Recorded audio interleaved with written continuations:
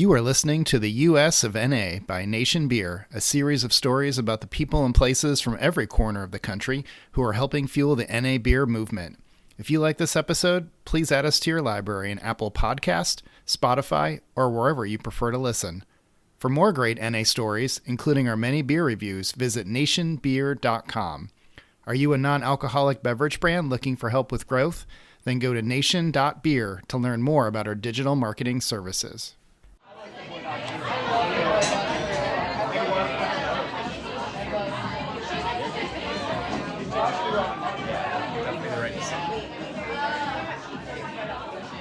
What you're hearing is a busy weekday night at Talia Beer in the West Village, one of 4 locations for this woman-owned brewery that opened their flagship tap room in Williamsburg, Brooklyn.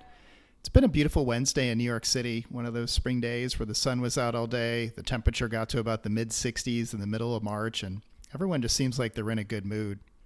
Talia is the traditional brewery brewing most of their beers with alcohol. But they are also part of a growing number of regional breweries around the country who are getting over the hump of making their own NA beer and embracing the growing movement. We wanted to dive a bit deeper into this growing part of the category. Now, don't get me wrong, we love our athletics, our Bravises, and best days, but for non-alcoholic beer to continue to grow, it can't just be at the local grocery or liquor store, but it has to show up in brewery tap rooms around the country where brewery culture is born and raised. This is a complicated issue for many smaller breweries. You can't just add an NA like you might decide to add an amber ale to the menu. It's a decision that has both technical and marketing implications to it, so we wanted to bring in an expert. Tyler McMahon of Reducaholic.com is a friend of ours and has been collecting data on the industry for several years. His website includes a map of all known tap rooms that feature at least one NA.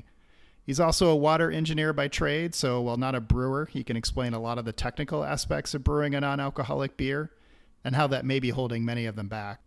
So get ready to nerd out a little bit and take some notes as Tyler name drops a lot of early leaders in this space as well as others to keep an eye on. Hope you enjoy the episode.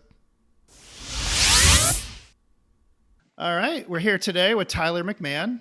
Tyler is the founder of Reducaholic.com. It's a site about non-alcoholic beer and also includes the most comprehensive map of NA beers in the U.S., both of those who brew only non-alcoholic beer, as well as the increasing number of traditional breweries who are offering an NA. So Tyler, welcome to the podcast. Thanks. Good to be here. Awesome. So in this episode, we're going to be talking about, obviously, breweries who are in the traditional brewery world who are getting into NA, which I think is a very exciting portion or part of the category that I know both you and I are very passionate about. So before we go ahead and jump in on this topic, I think it's only appropriate we're each drinking a locally made NA. So on my end, I've got the Near Wild Heaven IPA that I'm going to be cracking open. Tyler, what you got there on your end? I've got the Tommy Knocker Blood Orange IPA. Awesome. It's a blood orange malt beverage. Awesome. Cheers. All right. Oh, that first sip is always the best. Yeah. Oh, it's Excellent. some good blood orange right there too. Well, let's go ahead and get into it. If you want to tell us a little bit about how you got into NA beer and obviously what prompted you to not only start Reducaholic, but start building out the data for the map. Yeah. So I think it was around 2019. I was in the U.S. back in the U.S. I've lived abroad for actually much of my life, much of my post-college life. And I was back in the U.S. and I'm big on craft beer, and I miss it when I'm abroad, although it's finally starting to come. But I also feel that I was drinking a little bit too much. And I'm an athlete, but I drink a couple beers and then go out the next morning for a bike ride. And sometimes it's like starting to affect my racing. So I just one day Googled, is there non-alcoholic craft beer? Because I know I'd seen like an O'Doul's or something like that. And up popped Well-Being and Groovy. So I went to the liquor store and found them, tried them. I thought they were pretty good. Groovy's early iterations. They've improved a lot since then. And then a year later, I found Athletic. And Athletic, I cracked that open on a road trip, and it just blew my mind. And then later, I had more of Well-Being's different flavors too, and then started finding others. So I really liked the sector, so I just started following it. Two Roots, Bravos, everybody I tried, and locally, Bootstrap, Tommy Knocker. And I started kind of thinking, like, why are not more breweries doing it? And that was about when originally Bootstrap Brewing had their own NA. And I kind of just started tracking it. And then I started following everybody. And then I heard about the Minnesota scene. And I was like, this is really cool. And Ryan, who you know over there, kind of tracks it and speaks about it a lot on his Instagram. So started talking with him, and then talking with ABV Technology, who I guess we can get into a little bit later. But then as friends started to travel, I would just kind of Google where they were going, and go Oregon, non-alcoholic beer. And Deschutes had their pilot Irish Dark and Crux fermentation. So I sent my brother there when he was there. And then I started just kind of doing it myself. And then I just started like building a spreadsheet in the back of my head. And then one day I decided to make it into an actual spreadsheet. I'd always wanted to know where to find NA beer and drinks. So I thought it would be appropriate to build a finder first. But somebody else beat me to market, and I really liked their app. They just updated. But one thing that was missing, one thing that I was always kind of trying to reconcile was, what about the little craft breweries? If you build a big blanket beer finder, you're never going to get the little craft breweries. And I homebrewed my way through college. I love craft beer. I have friends in the industry and stuff like that. And I kind of wanted to see the same thing for NA. So I started tracking that, and it just exploded. A lot of Googling, a lot of driving around, a lot of talking to people, following influencers in different states, you included. I mean, I found out about Wild Heaven from you. I found out about a few others from you as well. And likewise, reverse. And that's how I kept going. And that Google Doc, I think it's at 300 and some odd locations. So of the breweries and then their associated tap rooms that serve it. So like if a brewery has 4 brewery locations, and 3 of them serve it, then 3 of them will be on the map. Right.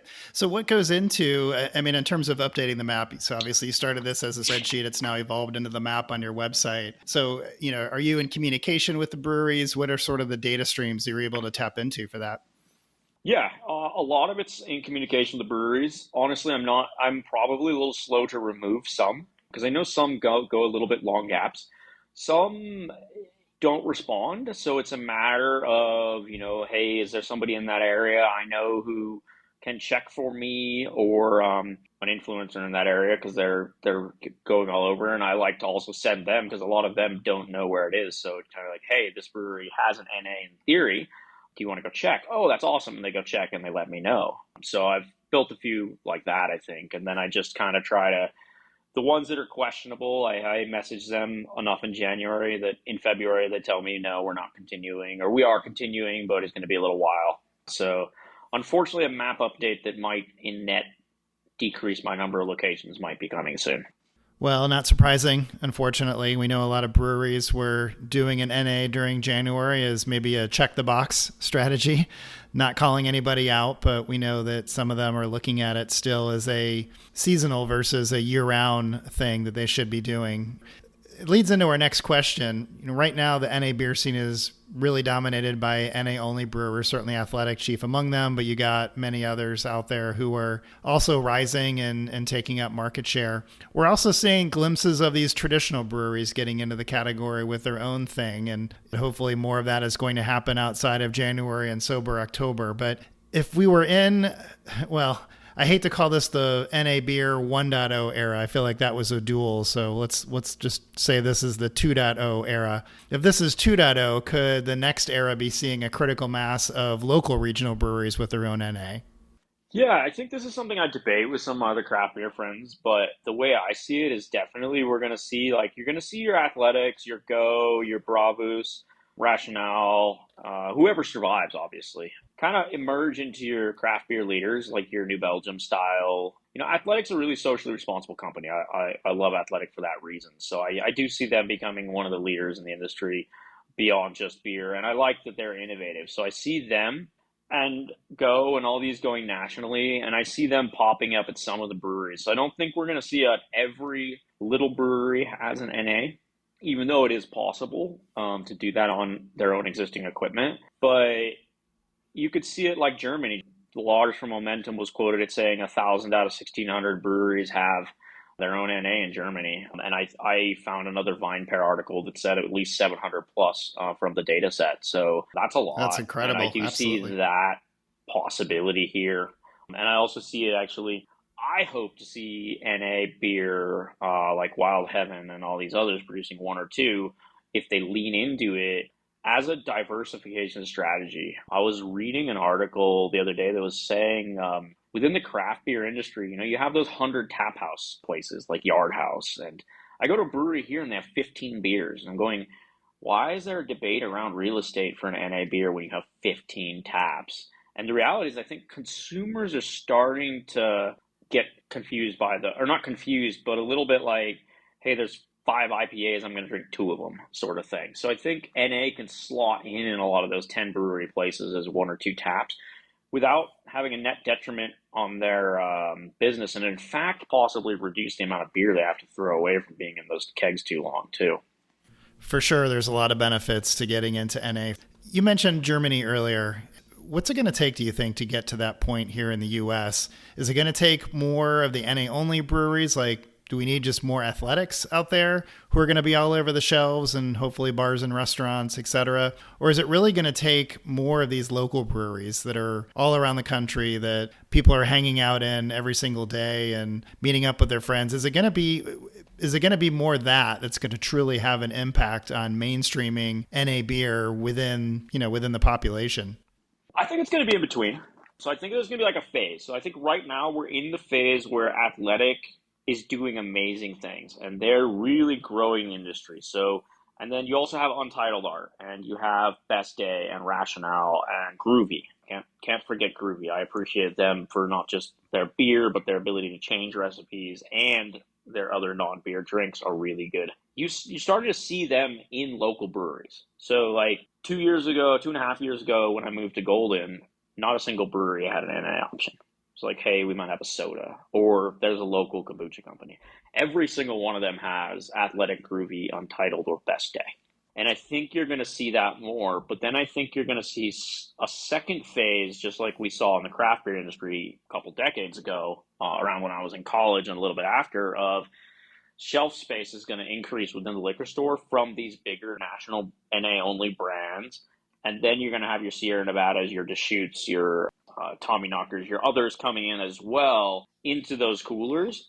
And then you're going to start seeing local breweries making their own, some of them canning, and some of those making it into their nearby liquor stores. Like right now, there's, I think, 8 breweries in Golden. Some of them have cans that I can get all the way across Denver, but most of them don't. It's either brewery only or the liquor store not too far from the brewery, right? So I think that's going to be the mainstreaming of the craft assuming brewers get over the hump of their confusion about brewing NA, I think. So it's going to be a phase-wise thing, definitely driven by Athletic, who gives it that legitimacy. NA beer is good. Athletic Go, et cetera, the ones that are good right now. So let's get into some of those challenges that brewers have. So as you mentioned, some of the more traditional breweries who are getting into NA are putting in a can. Others, like on the last episode, we spoke with Doug Reeser of Burial Beer. They offer 2 different rotating NA beers on draft, adding it at their tap rooms. So in terms of that, I mean, what are some of the challenges that these smaller breweries, or ones that don't focus on it exclusively, like Athletic, what sort of challenges are they facing? I mean, I think it does even go into the ones that somewhat exclusively. I know that there's a bit of a debate whether can or draft is safer. And I think on brewery premises, draft might actually be better once they realize the system, because you can close the system and make sure it stays cold all the time, right? Have the cold keg, the cold distribution. I think that's probably why Burial is doing it. So if you just acidify it, that beer is going to be safe. Once you introduce it into a can, though, if that can has a little bit of, that's why the pasteurization comes into place. So I think those are the trickiness, and I think you're going to see a lot of draft only NA beer, and I think you are going to see some more cans, and I think you're going to see preservatives in the industry, to be very honest. I think a lot of little breweries are going to say, because you can preserve beer in 3 ways, right? You can pasteurize. People lean towards tunnel pasteurization to keep it safe, right? Because that pasteurizes the can, that pasteurizes everything inside of it. But those machines started, I think, $1 million, unless something has changed. Second, obviously sterile filtration, sterile room, sterile can. That has its issues if you don't completely kill the yeast, right? So you're less about bacterial contamination and more about the yeast restarting. That's why sometimes you see the cans with the bulge at the top or the bulge on the side. It's not necessarily a bad bacteria. It could be a spoiler bacteria or something else that causes the yeast to restart, and you might be at 0.8% alcohol. Third are preservatives like potassium sorbate, metabisulfate, and those are not uncommon even in the wine industry. To be fair, pasteurization is not uncommon in the craft beer industry either. I mean, Right. I've read about Deschutes doing it for a very long time, and others. Deschutes, I think, even I was reading an article recently. I think it was a safety one on no, not Vine Pair on. I think it's Good Beer Hunting Sightlines, talking about how Deschutes used to have to justify pasteurizing a barrel aged beer, and I think it's the same thing. It protects against potential spoilers. It's just that in NA, that makes sense. So we're going to see a lot of little breweries doing just a little bit of potassium sorbate in a can, and we as customers are probably going to have to be okay with that if we want to drink canned beer, and I think that's fine. So do you think we'll get to where they are in Germany? Is that on our 5-10 year horizon or some version of that, do you think? I do. From a personal perspective, I see a lot. I mean, I think it's a cultural thing. Obviously America's divided, and they're still, like, if you go on tap reviews, you go on to different parts, you're seeing a lot of people just trolling non-alcoholic beer. So I think that's always going to be a challenge. Like, why are you drinking it? Like, what's the point, And culturally, that is going to be a challenge. But at the same time, like, I'll give my run club as an anecdote. Like, I started bringing some athletic. Now the cooler's 30% NA. And that's, and I see that, like, the breweries, the liquor stores, they've gone from a shelf in a cooler to 2 doors in a cooler plus a whole shelf in the alley. So I think we're going to get there. I think the pivot point will be small craft breweries finally deciding that it's safe, and the Brewers Association and other guiding adult non-alcoholic beverage association and others giving out proper guidelines. And we're starting to see those. I know at the end of that Cornell study that said bacteria can survive in NA beer, which is something everybody's known. It said, acidify your beer, pasteurize if you're packaging, and keep it cold. And I think once we get over that, I think you're going to see a lot more. Will we see 50-50? 50% of breweries? That's a cultural question for America. And I'm not so sure. That's above our pay grade here, I think, in terms of whether we'll get to that 50%. I bet we'll see 30%. And I bet in more open-minded states where you're seeing numbers of athletic go and others, you'll see higher percentages of breweries. No, and I think we are at an interesting point with the category, with the local brewers getting in. I think I mentioned to you before this Wild Heaven NA that I'm drinking that's just came out at the beginning of dry January. It's made about 2 miles east of where I'm sitting right now. Just saw that in a local beer store, a local craft beer store that we have here. And I think as that starts to happen too, I mean, the beer stores have always loved to carry what's local. It's what a lot of people want when they go in there. And so that may be the key to unlocking some of that additional shelf space that you mentioned. I mean, I think those who have been involved in the category for some time know if you walk into a Total Wine and More or a Whole Foods that there's been a shift change there where they're starting to dedicate more shelf space, more space in general to the NA category. And it was a big announcement when Whole Foods said that Athletic, I'm sure this came from the Athletic side, but that Athletic was the largest single craft beer seller in Whole Foods stores across the country, which is a pretty big accomplishment. It doesn't mean that most people are buying NA beer, but there's more people buying Athletic than any other craft beer is certainly an accomplishment. So I think once we have some of those local beers to complement those and to increase the selection in the category and maybe make it a little bit more interesting for everybody, hopefully we'll see some of that shelf space continue to get bigger. Yeah, and I'm seeing, like, even in small towns, Colorado, like even my hometown, I was not expecting to see Athletic there. And, like the smaller places, like I was at one place, they have like 5 breweries in this little valley. And 2 breweries, like one brewery has openly stated on their website they're exploring brewing non-alcoholic beer. And they all have like an Athletic or something in a small town where, 50% of like it's still rural Colorado. And that's exciting to me. I'm meeting somebody else who says they're interested in it and they don't know where to start. So that's where the Brewers Association and others, I know they have some materials out, can be more proactive, but I think they're obviously, as one of my friends said about regarding something else, America is a litigious country, and we do want beer to be safe. But I think everybody putting out recommendations is probably going to want to cover wants to cover themselves, and make sure they're right, especially association level. Absolutely. So Tyler, you've traveled quite a bit around the country, I know, and visited some of the quote unquote NA hotspots. I think you mentioned Minneapolis earlier. Earlier this week, I was in New York. Little shout out to Chi at My Sober AF Life. If you're looking for someone to follow on Instagram, would definitely recommend her. We had a little NA beer crawl around the West Village area of New York, and including Talia, which I know is one of the breweries that you've been to as well, one of their other locations. So what are some of those areas? Obviously, New York is certainly one of those areas, and you could name a neighborhood in New York and probably have at least a handful of NA options that are there. Certainly Brooklyn is getting pretty crowded with a lot of NA breweries, both NA only and those who are also making NA beer. What are some of these areas and some of these hot spots? Yeah, so I think we can start with Minneapolis because I think they've also contributed to New York as well, part of New York. So basically, when you make non-alcoholic beer, you can either use a biological method, which prevents the formation of alcohol. There's obviously multiple under under that category. I have a blog on my site about it. There are many other really good ones out there.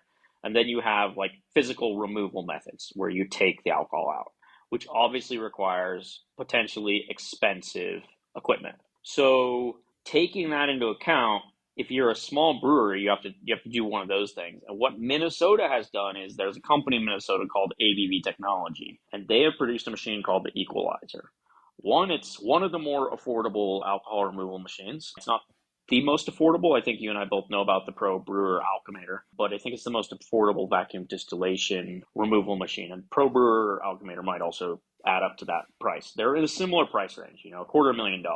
So it's no longer a day where a brewery has to lay down $1 million to be able to remove alcohol. And the beauty about these machines for a brewery is the other thing growing in the craft industry is hard seltzer.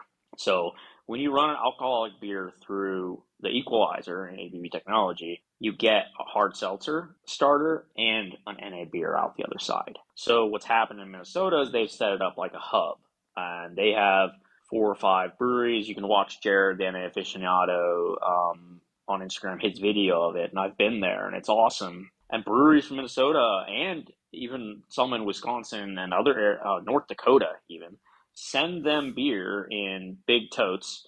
They take the alcohol out and send them back 2 products. So, well, yes, it's an extra step. You're getting 2 products. Instead of having to buy a grain alcohol or something to start a seltzer, you have that too. And I think that's allowed them to expand. So at any point in Minnesota, you have 20 plus breweries with that. And then they've also enabled that in New York. They have a hub in New York and Captain Lawrence Brewing. So I know some of the breweries, I won't mention all of them, use that technology. They send their beer up there or down there, because I know upstate New York near Rochester, several of those breweries have done NAs. But also on the biological side, to make an NA beer is tricky, but it's not amazingly challenging. You have alternative yeasts, which is one method. In theory, you have to heat the beer afterwards to kill the yeast or cool it and keep it cold. And the second are just ways to manipulate the mash temperature to produce more complex sugars, which do not turn into alcohol and have a lower initial gravity. And breweries are both experimenting with that. So like outside of Minnesota, you see that in some of the ones in New York. Like I know Momentum, they're very vocal that they don't remove alcohol. And I think that's fine. I think both make good beer. Untitled Art removes alcohol, one of my favorite beers. Athletic doesn't remove alcohol, creates it without alcohol, one of my favorite beers. 2 top-rated beers on the Untapped alternate between Athletic and Untitled Art, like in category. So kudos to both. The second place I went was Lafayette, Indiana. And this is a big shout out to Rob at Generation NA. Yeah, for sure. Indiana, Lafayette, not a place you'd expect non-alcoholic beer. But he set up a bottle shop, which has to be one of the coolest bottle shops I've ever been to. To be fair, all of them are awesome that I've been to. But he has 8 NA beers on draft. So he's got some down from Go Brewing and Mash Gang up in Illinois. Mash Gang's in Milwaukee and Illinois. And he has several local. I know 2 of the local ones have been making their own NA for various reasons, and I don't know why, but they've been doing it for a long time, both Sun King and 2 Toms Brewing. So that's half of it. But in Lafayette itself, Rob told me that he's up to 4 out of 5 who have their own NA product. So 3 out of 4 have NA beer, and 1 has a hop water. And that, in my mind, is big. And I know he's a big driver behind that because he's been well known in the community. And he's got a collaboration with People's Brewing. and then Fontana Farms. Fontana Farms just put their NA on site and started pushing it across social media. Previously, it was just for Generation NA, which is awesome. And then right down the street, Lafayette Brewing, I had their NA on draft too. It was great. It sits right there at the top of their menu. They're pretty happy with it. Sells well. And I'd argue that he's the driver in that case. And they've also been interested. I think every brewer is aware. So it's a matter of having a catalyst and or equipment or both. Like the introduction of the Lallemand yeast, which Sierra Nevada has publicly said they're using. Hackamore Brewing in Minnesota had a video out on how they're using it. That's going to open a lot of doors. I know you technically have to pasteurize in some way after using it. So that's a little tricky, but I don't necessarily think it has to be tunnel pasteurization. But that's going to open doors. You're seeing small breweries use that. And then small scale hub spoke dealcoholization is going to open doors too. I think it's very clear one thing, customer palates. Some customer palates really like the dealcoholized beers. Others really like the biologically method removed beers. That's what I've seen. I've noticed some people are just whoa over Untitled or whoa over a Bauhaus sour. And other people are like, I like Athletic. Right. You mentioned there needs to be a catalyst, and obviously Rob has done a terrific job. Rob from Generation NA has done a terrific job there in Lafayette, college town where Purdue University is. And if you think about that whole corridor, really from Lafayette up until up through Chicago and then further north, certainly into Minneapolis, it's just the upper Midwest is doing some really cool things in the NA beer category. And hopefully they'll get some more recognition from that, and that will take off in other parts of the country. But what I was going to say about needing a catalyst is I think that's so important. I mean, we've all been to restaurants or bars where they don't even have an NA listed or NA beer listed on their menu. But if you ask for it, they might have an Athletic, or maybe it's a Heineken 00 or something, it might even be an O'Doul's. They might at least have something there, but they're just not promoting it. I think that's, if some of these breweries that are looking at it as a dry January only or a sober October, if they're looking at it as more of a gimmick, I think are missing the boat a little bit. That if they really got behind it, if they really found partners and people they can collaborate with, like a Rob there in Lafayette, and obviously there's many others around the country that could fill that same role. I think that would be very important and can help make not only that product successful, but open up new channels of distribution and revenue. Yeah, I got to give Mel over at Open Road a shout out. I know she wasn't the catalyst for Two Phrase, but I know once they started, they approached her, and now they do mod Mondays or moderation Mondays, and they do it the first Monday of every month, and then all Mondays in January. And they actually collaborated on a beer together, and that was a Red Martian IPA. And yeah, if you're in Pittsburgh, go to Open Road Bar because Mel's awesome, and also Two Phrase Brewing because they say that NA is definitely part of the future, and I think that's a big thing. And Wisconsin too. Wisconsin's a quiet driver. They both able to ship beer to ABV Technology in some breweries, but 3 different breweries contract brew NAs for people there. We obviously all know about Octopi, but Wisconsin Brewing, Lake Louis, they contract for a couple you can find on the labels, and Potosi Brewing also, and they also have their own NA. So contract brewing is going to be a big part too.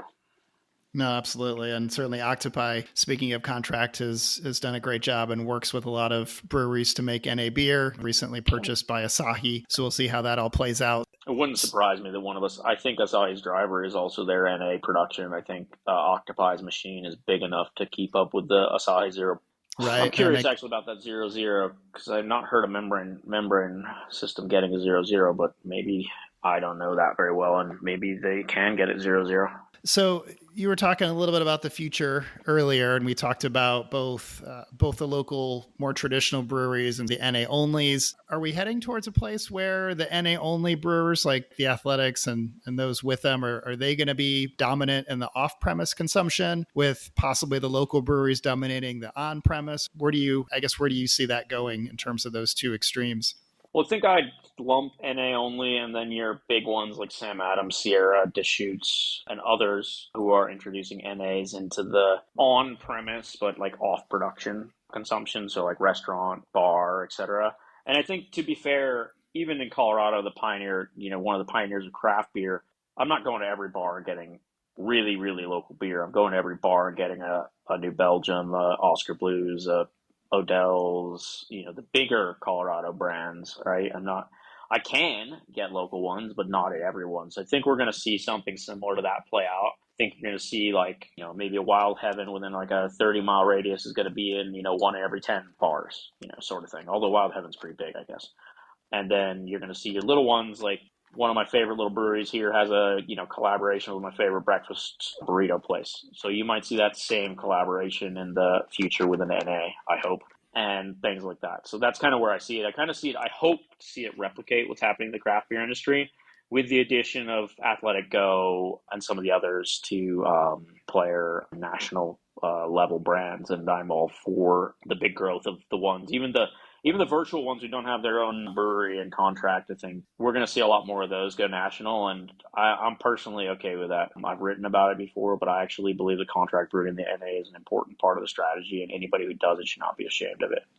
So last question for you. What are some of your favorite NAs that are made by traditional brewers right now? So we'll exclude the Athletics and Goes and Mash Gang. We know they're all great. But in terms of NA just made by the traditional ones, which ones? I know you're drinking a Tommy Knocker there right now, but what else do you think is good out there that we want to give a shout out to?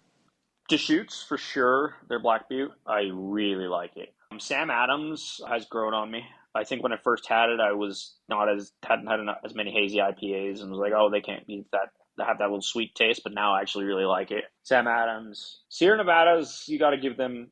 I don't know if they're in my favorite list, but they're good beers. I think their Trail Pass IPA is a good beer, and I think you're going to see it more. I'd argue Barrel Brothers is a semi-traditional brewery. They have some of my favorite NAs. They're hard to get, obviously the shipping costs, but if you're in California, go visit them. Like they're 90% of what they produce is alcoholic beer, but their NAs are incredible versions. Thinking beyond, I don't know. I really like the Deschutes Black Butte, and I'm trying to think of who else I get on a regular basis. We haven't seen enough of it yet, to be honest. Honestly, we haven't. I don't know if I'm missing any that comes to my name. Maybe I should ask you the same. Like, what are your favorites, like around that traditional one? Well, I would certainly include the one I'm drinking now, and I may be a little biased since they are down the street from me here. But I like Brooklyn Brewery, their special effects series. I think they do a pretty nice job with their NAs.